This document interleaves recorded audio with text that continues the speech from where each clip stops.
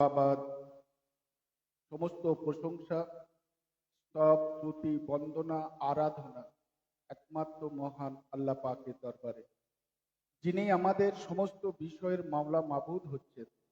সেই মহান রব্বুল আলামিনের দরবারে শুকরিয়া আদা করে আমার আপনার সকলের নবী, দুজাহানের নবী, প্রেমের নবী, ধ্যানের ছবি, নূর নবী, জগৎ গুরু, বিশ্ব লিডার, বিশ্ব নেতা হযরত মুহাম্মদুর রাসূলুল্লাহ সাল্লাল্লাহু আলাইহি ওয়াসাল্লামের পাক কদমে লাখো দরুদ ও লাখো সালাম।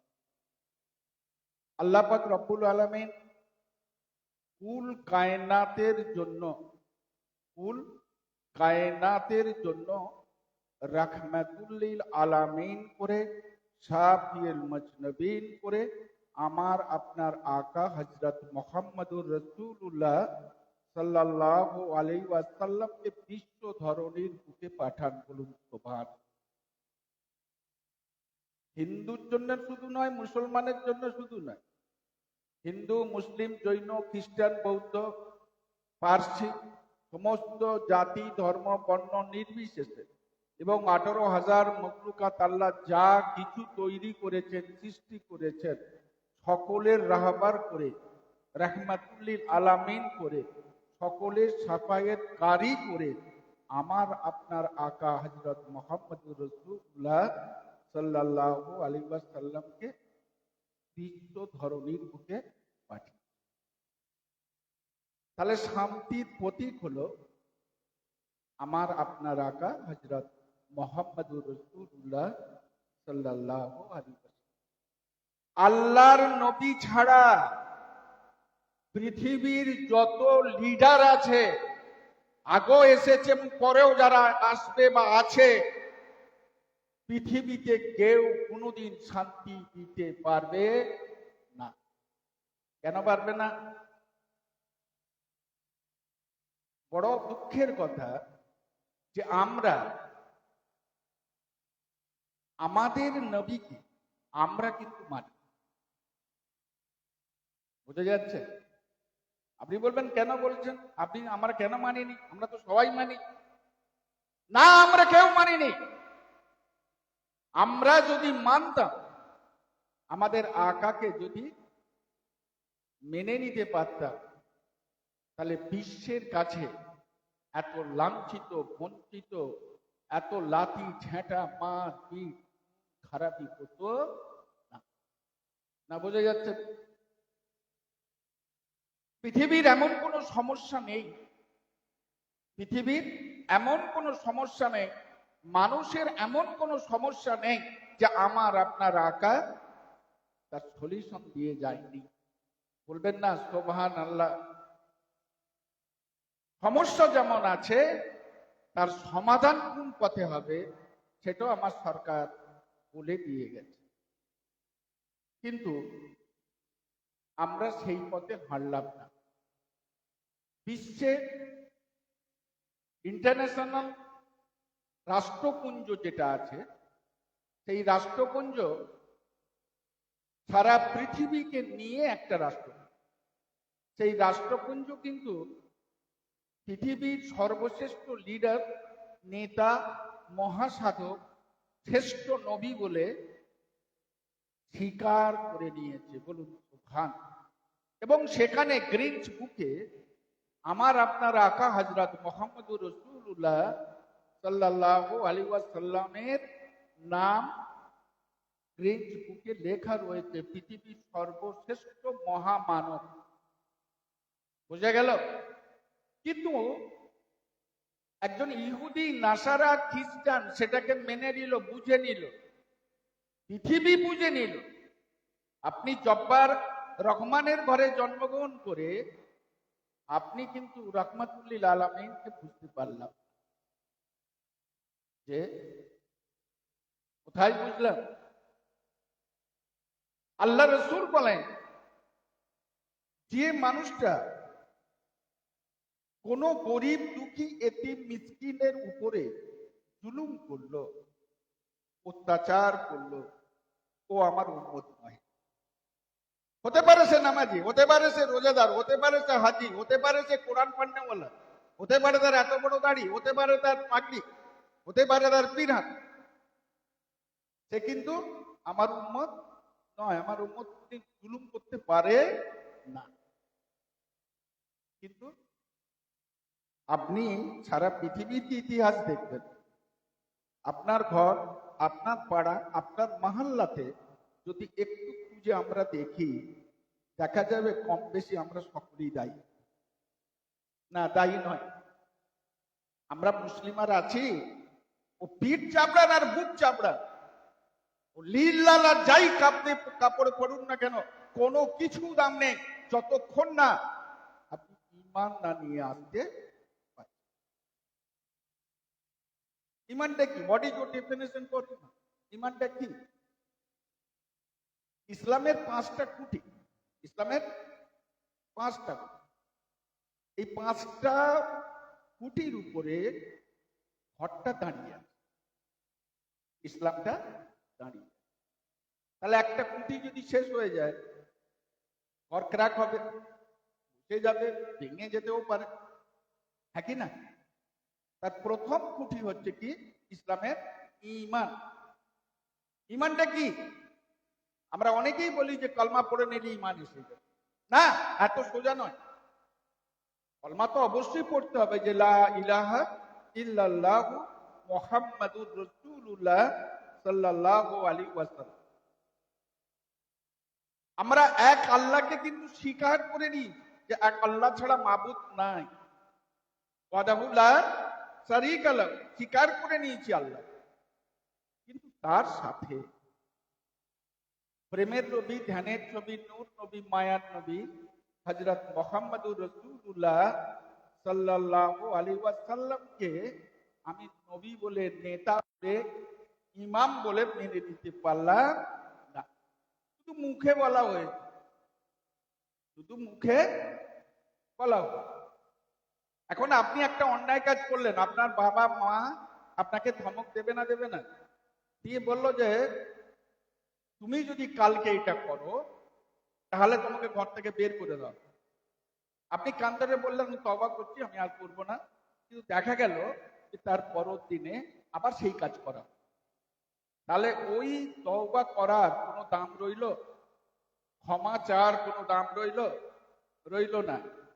আমাদের কাজে, আমাদের ঘরে, আমাদের চালচলনে, আমাদের কর্মে, আমাদের বাস্তব জীবনে, আমাদের পূর্ণাঙ্গ জীবন বিধান হিসাবে কোরআন এবং আল্লাহ রাসূলের গাইডলাইন যেগুলো দিয়ে রেখেছে, সেইগুলোকে যদি আমরা মেনে নিই তবে আল্লাহ রাসূলকে স্বীকার করা।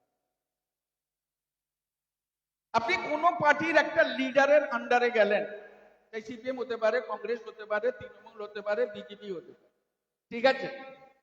এখানে যিনি লিডার আছেন, অঞ্চল ভিত্তিক যিনি লিডার আছেন, মেন লিডার আছেন, তিনি বললেন যে কোনো দেয়াল লিখন হবে না এবারে। আপনি বললেন হ্যাঁ, না দেয়াল লিখন করতে হবে। সে বললো এখানে বুথে যে জাম করা যাবে না, আপনি বললেন বুথে যে জাম করবো। সে বললো এইভাবে ভোট দেওয়া যাবে না, আপনি বললেন না আমরা জোর করে ঢুকে ছাপ্পা মারবো। তাহলে সেই নেতা আপনাকে পুজো করবে না ভালোবাসবে? না বার করে দেবে লাথি দিয়ে? হ্যাঁ, বার করে দেবে তো? সোজা মাথায় ঢুকলো? আল্লাহ বলে যে যদি আপনি মানেন নেতা বলে, ইমাম বলে, তাহলে তার যে নীতি আদর্শ মিশন আছে, লক্ষ্য আছে, সেই লক্ষ্যটাকে আপনাকে মেনে চলতে হবে। না হবে না? আপনি বলবেন না চলবো না, অথচ মুখে বলবেন ওই আমার নেতা, উনি আমার ইমাম, উনি আমার নবী। কাজ হবে? যে তিনি বললেন অন্যায়ভাবে গরিব, দুঃখী, এতিম, মিসকিনের উপর জুলুম করো না। যে ব্যক্তি করে ওই ব্যক্তি আমার উম্মত হতে পারে না। কাল কিয়ামতের ময়দানে আমার সঙ্গে তার সাক্ষাৎ হবে না, কোনো সুপারিশ থাকবে না। যে কিন্তু আমরা প্রত্যেক পাড়ায়, প্রত্যেক গ্রামে, প্রত্যেক মহল্লায় এই জুলুম অত্যাচারের একটা স্টিঞ্জ রোল আছে। আমরা চালিয়ে যাই। কম বেশি সকলই এর জন্য দায়ী। কেউ দেখছে, ভয় বলতে পারছে না। কেউ বলতে চায়, সে চিন্তা করছে আমার বিপদ হয়ে যাবে। এইরকম অবস্থা সত্যি না মিথ্যে? তাহলে এই প্রত্যেক পাড়ায়, প্রত্যেক মহল্লায় যদি এই অবস্থা ঘটে, আল্লাহর রহমত, যেখানে রাসূলের করম নেই, যেখানে আল্লাহর নবীকে আপনি বয়কট করে দিয়েছেন, সেখানে আল্লাহর রহমত আপনি পাবেন? পাবেন। ফলে কি হবে? সে পাড়া অশান্ত হবে, সে ঘর অশান্তিতে ভরপুর হয়ে যাবে, আর আপনার জীবনটা একটা নরকে পরিণত হবে। হতে পারে আপনার টাকা থাকতে পারে, হতে পারে বিল্ডিং থাকতে পারে, হতে পারে আপনার গাড়ি থাকতে পারে, হতে পারে 10টা বেটা থাকতে পারে, কিন্তু এত কিছু থেকেও আপনি শান্তি পেতে পারেন না। কারণ শান্তি আমার আল্লাহর। আর আল্লাহ বলছেন যে আমার সরকারকে, হযরতে মুহাম্মদুর রাসূলুল্লাহ সাল্লাল্লাহু আলাইহি ওয়াসাল্লামকে যে ভালোবাসলো, ও যেন ওকে ভালোবাসলো না, ও আমাকে। বোঝা গেল কথাটা? যে রাসূলের কথাগুলোকে মেনে নিল, ও যেন আমারই কথা মেনে নিল। এবার আমরা হাদিসের দিকে যদি দেখি, সেখানে আমরা দেখতে পাবো যে আল্লাহ রাসূল বলছেন, আমি কিছু করি না, আমি কিছু বলি না, আল্লাহ আমাকে যা করায় আর আল্লাহ আমাকে যা বলায় আমি সেইটাই বলি। আল্লাহ রাসূল তো আর স্কুল মাদ্রাসায় কলেজে যা লেখাপড়া শেখেনি। কাফেররা জিজ্ঞাসা করলো যে হে নবী, তুমি এত কথা জানলে কি, ভাবলে কি করে, বুঝলে কি? সঙ্গে সঙ্গে আল্লাহ নবী বলেছিলেন, আল্লাহ আমাকে যা বলায়, আল্লাহ যা আমাকে করায়, আমি তাই করি, আবার তাই। বলবেন না সুবহানাল্লাহ? তাহলে নবীর কথা আল্লাহর কথা, নবীর কথা আল্লাহর কথা হয়ে গেল। আর আল্লাহ কোরআনে কি বললো? কোরআনে আল্লাহ বললো, এই সংক্ষিপ্ত টাইমের মধ্যে এত পয়েন্ট গুলো দিয়ে দিচ্ছি, সেটা হলো এই, আল্লাহ কোরআন শরীফে বললো যে সারা পৃথিবীর মানুষ যদি চেষ্টা করে আল্লাহ কোথায়, আল্লাহ কেমন, আল্লাহ কি বোঝার চেষ্টা করো, তো কিয়ামত পর্যন্ত চেষ্টা করলো আমাকে বুঝতে পারবে না। আর সারা পৃথিবীর মানুষ যদি আমাকে ভুলেও যায়, আমার এতটুকু কমেও যাবে না। আর সারা পৃথিবীর মানুষ যদি আল্লাহ আল্লাহ করে, আমার কিছু বেড়েও যাবে না। কিন্তু আমাকে পেতে গেলে, আমাকে জানতে গেলে, আল্লাহ বলছেন আমার রহমত পেতে গেলে, করম পেতে গেলে একটাই মাত্র রাস্তা খোলা আছে। বান্দা, তোমার জন্য একটাই রাস্তা খোলা আছে। সে রাস্তাটা কি? আমার হাবিবের দরজায় চলে যাও, দোজাহানের আকার দরজায় চলে যাও, রহমতুল্লিল আলামিনের দরবারে চলে যাও, সাফিউল মাজনবিনের দরবারে চলে যাও। ওইখানে ঠক ঠকাও, ওইখানে আওয়াজ দাও কপাটে। আমার সরকার যদি তোমার জন্য দরজা খুলে দেয়, হ্যাঁ, আল্লাহর নবী যদি তোমার জন্য দরজা খুলে দেয়, তোমাকে যা বলে, যেটা বলে, যেমন ভাবে করতে বলে, ওইটাকেই তুমি আমল করো, ওইটাকেই তুমি করে যাও, তাহলে কি হবে? আমি আল্লাহ, আমার হাবিবের খুশিতে আমি আল্লাহ খুশি হয়ে যাব। কিন্তু তো জাহানের আকা হযরত মুহাম্মদুর রাসূলুল্লাহ যখন আল্লাহর হুকুমে কথা বলেন, আল্লাহ রসুল যেটা বলেছেন তাহলে ঠিক না বেঠিক? হ্যাঁ, বলবেন না, ঝাঁটাঝাট উত্তর দেন, ঠিক বলেছেন তো? তা আল্লাহ নবী বললেন, যেদিন দুনিয়া থেকে আল্লাহ নবী চলে যাবে, সেই দিন উঠতে পারেননি, নামাজের ওয়াক্ত হয়ে গেছে, শরীর খুব দুর্বল। হাদিস পাকে এসেছে, হযরতে আবু বকর সিদ্দিক রাদিয়াল্লাহু তাআলা আনহুকে ডাকলেন, আর ফাতেমা, হযরত ওমর ফারুক রাদিয়াল্লাহু তাআলা ছিলেন, দুজনের কাঁধে ভর দিয়ে মসজিদের মধ্যে এসেছিলেন। বলুন সুবহানাল্লাহ। আপনারা যদি কেউ মক্কা মদিনা শরীফ গিয়ে থাকেন, বুঝতে পারবেন যে এইটা হলো মসজিদ, এইটা মসজিদ, আর এই ডান দিকের যে ঘরটা, এর সঙ্গে মসজিদের এই ঘরটা হলো আল্লাহর ঘর। ঘরের দরজাটার যদি পর্দা এরকম সরিয়ে দেওয়া হয়, মসজিদে কে আছে, কতজন আছে, কি করছে সব দেখা যায়। না, বোঝা গেল না? আর সেই ঘরেতেই সরকারে কায়নাত হযরত মুহাম্মদুর রাসূলুল্লাহ সাল্লাল্লাহু আলাইহি ওয়াসাল্লাম শুয়ে আছে। ওখানে মাজার শরীফ। বোঝা গেল কথা? আল্লাহ আমাকে তো বহুবার নিয়ে গেল। যাই হোক, তো আল্লাহ রসুলের যে নীতি, আদর্শ, চিন্তা ভাবনা, সেইটাকে বাস্তবে যদি আমরা রূপ না দিতে পারি, চলার পথে যদি পাথেয় না করতে পারি, তাহলে আল্লাহ রসুলকে ভালোবাসা হবে? বলেন না। এমনি মেয়েলি একটা কথা আছে, হয় কারো হয়ে যাও আর না হলে কাউকে করে রাখো। না, বোঝা যায় না? তা আল্লাহ রসুলেরও হবেন না, আর আল্লাহ রসুল করে রাখতেও পারবেন না, তাহলে কি হবে? যে কথা বলতে বলতে চলে এসেছিল, আল্লাহ বললেন কি, যে আমাকে খুঁজলে তোমরা কিছু পাবে না, আমার রাজটা আমার হাবিব জানে। আমার রাজ আমার হাবিব দুজাহানের আকাশ। কোনো যখন কিছু সৃষ্টি হয়নি, কোনো যখন কিছু সৃষ্টি হয়নি, এই লহে কলম, লহে মাহফুজ, ফেরেশতা, পৃথিবী, দুনিয়া, কিচ্ছু যখন সৃষ্টি আল্লাহ করেননি, সবার আগে আল্লাহ কি করেছেন? তার হাবিবকে তৈরি।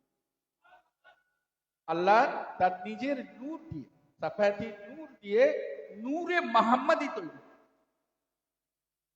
তা ওই একমাত্র আমার খবর জানে। আমার বন্ধু হয়তো, বন্ধু বন্ধুর খবর বেশি রাখে, বাপ মাও অনেক সময় অনেক খবর রাখতে পারে না। তা বন্ধু বন্ধুর খবরই জানে। আমি কিসে খুশি হব, কোন পথে খুশি হব, কি করলে খুশি হব, একমাত্র আমার বন্ধু জানে। ওই দরজায় যাও না, ওইখানে একটু ঠকঠকাও না। যদি আমার হাবিব যা বলে, যেমন বলে, যেভাবে বলে, খালি করো, তাতে কি হবে? আমার হাবিব খুশি হয়ে যাবে, তার কথা মানায়। আমি সেই খুশি দেখে আমি আল্লাহ। তা আমার সরকার কি বললেন? সরকার বললেন যে ইসলামের খুঁটি, এই পাঁচটা, যেটা দিয়ে বলে শুরু করেছিলাম, টাইম শেষ হয়ে গেছে, যে ইসলামের যে খুঁটি আছে, ঘরটা আছে, পাঁচটা খুঁটির মধ্যে, তার মধ্যে মেন খুঁটি হচ্ছে ঈমান। ঈমান যদি থাকে তবে নামাজ হবে, রোজা হবে, হজ হবে, যাকাত হবে। ঈমান যদি না থাকে হবে না। বোঝা গেল? কবুল হবে না। ঈমানটা কি? আল্লাহ রাসূলকে ভালোবাসা। ভালোবাসাটা আবার কি? না, তার নীতি, আদর্শ, চিন্তা ভাবনাটাকে, তার মিশনটাকে আপনাকে বুকে নিয়ে বাস্তব জীবনে চলার পথে পাথেয় করে নিতে হবে, তবেই আল্লাহ রাসূলকে ভালোবাসা। না, বোঝা গেল? কিন্তু আমরা নামাজও ছেড়ে দিয়েছি, রোজাও ছেড়ে দিয়েছি, হজও ছেড়ে দিয়েছি, রাসূলকে ভালোবাসাও ছেড়ে দিয়েছি, আল্লাহ ওয়ালাদেরকে তাজিম, সেটাকেও ছেড়ে দিয়েছি। কোনোটাই নেই। কি আছে? একটা ছেলে, তার বাবা মা জন্ম যাকে দিল, সেই বাবা মা পৃথিবী থেকে চলে যাবে, 70-80 বছর বয়স হয়ে গেছে, একমাত্র ভাতের জন্য ঠক করে কাঁদে। তার জায়গাটা কিন্তু করে হলো, রাস্তায় হলো, মাঠে হয়ে গেল, ঠান্ডায় পড়ে পড়ে পড়ে গেল। ঘটনা সত্যি না মিথ্যে? একে মুসলমান বলা যাবে? যাবে? তোমার বাপকেই যখন ভালোবাসতে শিখলে না, মাকেই যখন ভালোবাসতে শিখলে না, বাবা মায়ের সঙ্গে যখন তুমি বেয়াদবি করেছো, বাবা মায়ের সঙ্গে যখন তুমি চিটিংবাজি করেছো, পৃথিবীর সমস্ত আল্লাহওয়ালাদের দরজা, নবীদের দরজা, তওবার দরজা তোমার জন্য সব হারাম হয়ে গেছে। আর হবে না, হবে না। তুমি শেষ হয়ে যাবে, তুমি ধ্বংস হয়ে যাবে। আল্লাহর কুরআন আদর তোমার বাবা মাকে তুমি রাখতে পারলে না, তোমার মুরব্বীকে রাখতে পারলে না, তো তুমি কি আল্লাহ রাসূলের আদর আদর দিবে? শেখো, আগে জানো, বোঝো। পৃথিবীতে যারা সরকারের নীতি আদর্শকে মেনেছে তারা মহান ব্যক্তি হয়েছে না হয়নি? চোখের সামনে আমরা দেখবো যে হযরতে খাজা মাইনুদ্দিন চিশতি রহমাতুল্লাহ আলাইহি আজমিরের জমিনে শুয়ে আছে। আল্লাহ রসুলকে ভালোবেসে তবে এই মাইনুদ্দিন চিশতি হতে পারে। জানেন নাই সেসব রীতি? খালি একটা কথা জেনে রাখে, জয়পাল যদি অমুক করলো, থানা সাগরের পানি দিয়ে দিল, খাজা সাহেব এই কেরামতি দেখি, এছাড়া মনে হয় আর কিচ্ছু জানে না। সারা বিশ্বে, সারা পৃথিবী খাজা মাইনুদ্দিন চিশতি রহমাতুল্লাহ আলাইহি যে বিখ্যাত 7 জন আলেম ছিলেন তার মধ্যে একজন। পৃথিবীর মধ্যে যিনি ওনাকে গাইড করেছিলেন, যে প্রফেসর, তো তিনি পাগড়ি বেঁধে সারা পৃথিবীর ওলামায়ে কেরামকে ডেকে স্বীকৃতি দিয়েছিলেন। পাগড়ি পরানো হয়েছিল যে আমার মাইনুদ্দিনকে দেখে লাও, পৃথিবীর এত বড় আলেম আর জন্মাবে না। হয় যে ঘরটায় খাজা সাহেব থাকতেন, মই নেই বলার, যে ঘরটায় থাকতেন, ফজরের নামাজ, জানেন তো সকালবেলা যে নামাজ, ফজরের নামাজ পড়ে উনি দরজা খুলছেন, দেখে কয়েকশো আলেম ডেলি লাইন দিয়ে দাঁড়িয়ে থাকে। তুমি আমি নয়, এই সাধারণ মানুষ না, ওলামায়ে কেরাম বড় বড় আলেম দাঁড়িয়ে থাকতো। মশলা জানাবে সরকার, এই প্রশ্নটার উত্তর কি হবে, ও কি হবে, এই যে উনি চলতে চলতে বলে দিন না, বোঝা গেল? সেই মানুষটা পৃথিবী থেকে যেদিন গেলেন, কে? খাজা মাইনুদ্দিন চিশতি রহমাতুল্লাহ আলাইহি সিজদা দিয়েছেন, আর সিজদা অবস্থায় মৌত হয়েছে, সিজদা অবস্থায় দুনিয়া ছেড়েছে, সিজদা অবস্থায় আল্লাহর পেয়ারা হয়ে গেছে। বলবেন না সুবহানাল্লাহ? কপালে লেখা আছে আল্লাহর মাহবুব, আল্লাহর এক্সে পৃথিবী ছেড়ে দিয়েছে। খাজা মাইনুদ্দিন তিনি সেজদা দিয়ে, নামাজের সেজদা দিয়ে দুনিয়া ছাড়লেন, আর তুমি আমি এমন খাজার পাগল, গেঁজাতে ভূত হয়ে আর ন্যাংটো হয়ে পড়ে আছে। জুতো দিয়ে মারো, জুতো দিয়ে মারো, এদের ঘাড় ধাক্কা দিয়ে বার করে দাও সমাজ থেকে।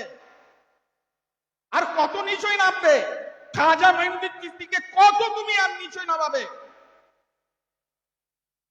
যে খাজা মাইনুদ্দিন চিশতি রহমাতুল্লাহ আলাইহি বললেন, এই দুনিয়ার মানুষ শুনে রাখো, আমার জানাজা ওই লোকটা পড়বে, আমার জানাজা ওই লোকটা পড়বে বা পড়াবে। কোন লোকটা? যার জীবনে ফজরের নামাজ কাজা হয়নি। নামাজের ভালোবাসতো না, নামাজের হিংসা ছিল। আরে বলেন না হ্যাঁ কি না? আপনারা এই কটা লোক, কয়েকশো লোক শুনছেন, লাইভ চলছে, গোটা পৃথিবী শুনছে। যতদিন পৃথিবী থাকবে আর এই লাইভ থাকবে, ততদিন সারা মানুষ দেখবে। কাজা মঞ্চিস্তি রহমাতুল্লাহ আলাইহি ফজরের নামাজ আর কাজা হয়নি, সেই লোকটা আমার জানাজা পড়াবে। আর কি না, ওই মানুষটা নামাজ পড়াবে যার রাতে তাহাজ্জুদের নামাজ কাজা হয়নি। তাহাজ্জুদের নামাজ বোঝেন তো? গভীর রাতে যেটা নামাজ পড়া, বালেগ হওয়া থেকে, যার জীবনে হয়নি নামাজ কাজা, ওই লোকটা পড়াবে। আর আসরের ওয়াক্ত যার নামাজ ছেড়ে যায়, কত নামাজে পাবন্দি ছিলেন, হ্যাঁ? খাজা চিশতি রহমাতুল্লাহ 5 ওয়াক্ত নামাজ ছাড়া ডেলি কয়েকশো, কয়েক হাজার কোন সময়ে উনি নফল নামাজ পড়েছেন। বলুন সুবহান। ওনার হাতে লেখা 23টা কেতাব, উনি নিজে হাতে লেখা 23টা কেতাব এখনো বর্তমানে রয়েছে। সেই ট্রান্সলেট হয়ে ইংরেজি বা বাংলা ভার্সন কিছু কিছু তৈরি, না বোঝা গেল? যাই হোক, টাইম আমার শেষ হয়ে যাচ্ছে। খাজা চিশতি রহমাতুল্লাহ আলাইহি দুনিয়া ছাড়লেন নামাজের অবস্থায়, বোঝা গেল? 92 দস্তক, যাকে আমরা বলি অলিকুলের সম্রাট, হ্যাঁ, হযরত আব্দুল কাদের জিলানী রাহমাতুল্লাহ আলাইহি বাগদাদের জমিনে শুয়ে আছেন। উনি সমস্ত লোককে সরিয়ে দিলেন, শরীর অসুস্থ, বললেন সিজদা যে আমি দেব আমার আর ক্ষমতা নেই, শরীরের আর কোনো ক্ষমতা নেই, তোমরা এক কাজ করো, একটু বালিশ এনে, তাকিয়া বালিশ এনে দিলেন। সবাইকে বললেন আমি তোমাদের সামনে তওবা পড়লাম, কলমা পড়লাম, আর আল্লাহকে একদিনে সিজদা দিলাম। বলে আল্লাহু আকবার বলে বালিশে সিজদা দিলেন, পৃথিবী থেকে চলে গেল। যে আর আপনি আমি যে বলো না আজ ধান কাটা যাবো আর জুম্মা করতে যাওয়া যাবে, কি আজ আমার ঘরে কাজ হচ্ছে, ও 10 মিনিটের জন্য যে জুম্মাটা করা যাবে না। এক এমার্জেন্সি ছাড়া জুম্মা অবশ্যই পড়তে হবে, কিন্তু আমরা সেসব ছেড়ে দিয়েছি না দিইনি? যে কিন্তু সবচেয়ে তো কি জানেন, এই বোকা বাজারে শোল মাছ বিক্রি করা, বোকা বাজারে শোল মাছ বিক্রি করা।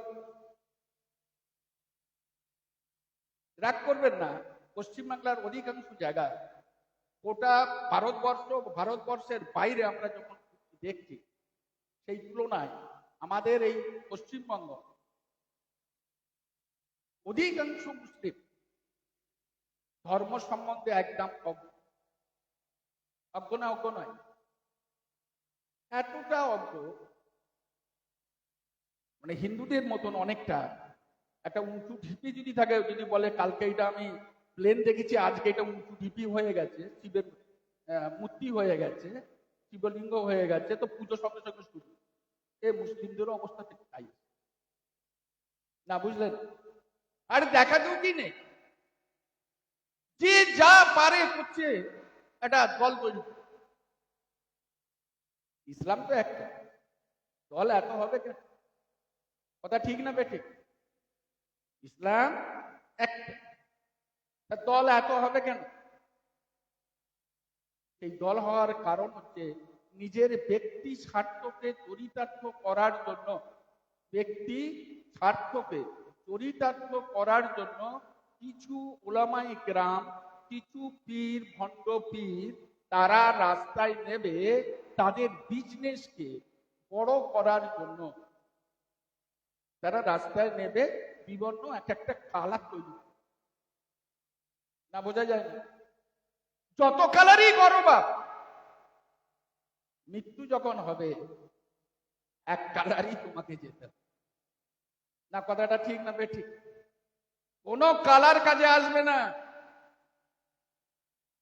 কিন্তু অনেকে এমনও ভণ্ড পীর আছে যে যারা জান্নাতে যাবার সার্টিফিকেট দিবে, বলো মরে যাবে, এটা দিয়ে দেবে, তোমার আযাব সব কমে যাবে। তাকে জিজ্ঞেস করো যে ওরে মুখ থেকে ভালো কথা আর কি বলবো,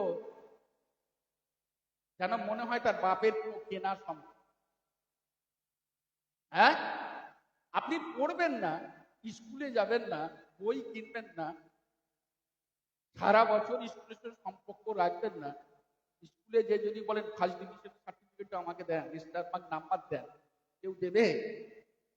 মেরে বার করে দেবে। তাহলে কি আপনাকে কারো সাহায্যে কিছু করা যাবে না। এবার পীর ওলিরা বলেন তোমাকে রাস্তা বাতানে ওয়ালা, রাস্তা দেখানে ওয়ালা, যে বাবা এইটা দিয়ে যেও না, এটা দিয়ে গেলে বাজারে কাছে হবে, এইটা দিয়ে গেলে ভোর হবে, এইটা দিয়ে গেলে রাস্তা জাম আছে, যেও না, তোমাকে বুঝিয়ে দেবে, কিন্তু যেতে তোমাকে না। বোঝা যায়নি? আমরা কি ভাবি পীর মানে ওই সব কিছু করে দেবে? না, কোনোদিন না। যেতে তোমাকে হবে, রাস্তা সে বাঁধবে। পীরের আর একটা শব্দ হচ্ছে, সেটা কি? পথ প্রদর্শক, রাস্তা দেখানে বলা। না বোঝা যায়নি? সবাই ভাবুন বছরে একবার যাবো পীরের দরবারে, যে 200 টাকা দিয়ে দেবো, 500 টাকা দিয়ে দেবো, ব্যাস। জান্নাত একদম যেন বাপের রেস্ট্রি আছে করে ফেলে, আর সারা জীবন এসে জুলুম অত্যাচার করবে মানুষের উপর।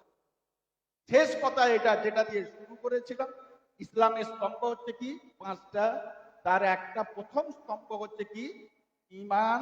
সেই ঈমান হচ্ছে আল্লাহ রসুলকে ভালোবাসা। আল্লাহ রসুলের ভালোবাসার অর্থ হলো আল্লাহ রসুলের যে গাইড, আল্লাহ রসুলের যে নীতি আদর্শ রেখে গেছেন, সেই মিশনে আপনাকে চলতে হবে। আপনার চলার পথে সেটাকে যদি পাথেয় করতে পারেন, তাহলেই আপনি ঈমানদার। তবেই আপনার নামাজ, তবেই আপনার হজ, তবেই আপনার যাকাত, যা করবেন সব কবুল হবে। আর যদি ওটা না হয়, তাহলে যা করবেন সব বরবাদ। বোঝা গেল গলাটা? এক কথায় হলো শেষ কথা, এটা আমরা এখান থেকে পেলাম। আর 2 নম্বর হচ্ছে, যত মহাপুরুষ পৃথিবীতে আছে এসেছেন, লক্ষ লক্ষ কোটি কোটি মহাপুরুষ এসেছে, বলি আল্লাহ দরবেশ এসেছে, আপনি তাদের না চিনলেও কেতাব তো রয়েছে না, কিতাবগুলো সব উড়িয়ে গেছে। ইসলামিক যে লাইব্রেরি রয়েছে দরগাহ শরীফে, সেই লাইব্রেরির সঙ্গে যোগাযোগ করে সেই বইগুলো নিয়ে পড়তে পারো বা না, কথাটা ভুল বলছি? তাতে করে জানতে পারবে যে এমন কোন আল্লাহ পৃথিবীর ওলি আল্লাহ তৈরি করেননি যে যিনি নামাজকে ইনকার করে হয়ে গেছে। দেখাতে পারবেন কেউ? যেদিন দেখাবেন সব কিছু ছেড়ে দিয়ে আমি তার কাছে বলি না, বোঝা যায়নি? আর কারো যদি বাপের বেটার ক্ষমতা থাকে লিখিত ভাবে দিয়ে দেবে, না বোঝা যায়নি? যাই হোক, এই কোটি কোটি টাকার যে বই, প্রায় কোটির কাছাকাছি টাকার বই আছে। এমনও দুষ্প্রাপ্য কিছু বই আছে যে বইগুলো আমরা অনেকে চোখে দেখি, যদিও বইগুলো ফার্সি, উর্দু, আরবিতে আছে, যেটা 150, 200, 300, 400 বছর আগে সব লেখা। যাই হোক, সেই বইগুলোর দাম অনেক, প্রিন্ট হয় না আর পাওয়া যাবে। সেই বইগুলো এত টাকা খরচা করে, এত বড় লাইব্রেরি করে, এত বড় সবকিছু করে, কাদের জন্য, কিসের জন্য? যাতে করে মানুষ জানতে পারে, শিখতে পারে, বুঝতে পারে, দুনিয়াবি বুঝতে পারে, আখেরাত বুঝতে পারে। তার জন্য একটাই রাস্তা, কি? লাইব্রেরি ছাড়া কোনো রাস্তা নেই, তাই তো নাকি? এই অঞ্চলে কেন, হাওড়া জেলায় মহিলা লাইব্রেরি একটাও কোথাও, গোটা পশ্চিম বাংলায়।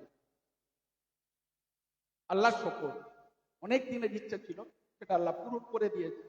কিন্তু আমরা যদি আগিয়ে না আসি, সকলেই যদি আগিয়ে না আসি, সেটা রাখা থাকাও অসম্ভব। এটা দরগাহ শরীফের গৌরব নয়, এটা তুলসীবেড়িয়া গৌরব। তুলসীবেড়িয়া গৌরব নয়, হাওড়া জেলার গৌরব, পশ্চিম বাংলার গৌরব, ভারতবর্ষের। এই লাইব্রেরিকে নিয়ে গত 1.5 মাসের মধ্যে 5 বার পেপারে এসেছে, 4-5টা টিভি সেন্টারে এসেছে, নিউজে। আপনি কোনোদিন খুঁজে দেখবেন না, আপনার তোকে নেই সে দেখার সময়, কিন্তু লক্ষ লক্ষ কোটি কোটি মানুষের চোখে পড়ছে, না তো নাকি? এবং গোটা পশ্চিমবঙ্গ তথা ভারতবর্ষে মানুষ চিন্তা ভাবনা শুরু করে দিচ্ছে, কিন্তু চিন্তা ভাবনা আমার আপনার এখনো হচ্ছে, জানি না আল্লাহ কবে। আল্লাহর কাছে দোয়া চাই, আল্লাহ পাক রব্বুল আলামিন আল্লাহ রসুলের দেখানো পথ ও মতে আমাকে, আপনাকে, সকলকে, সারা বিশ্বের মানুষকে যেন চলার আল্লাহ তৌফিক দান করেন। আমানতু বিল্লাহ।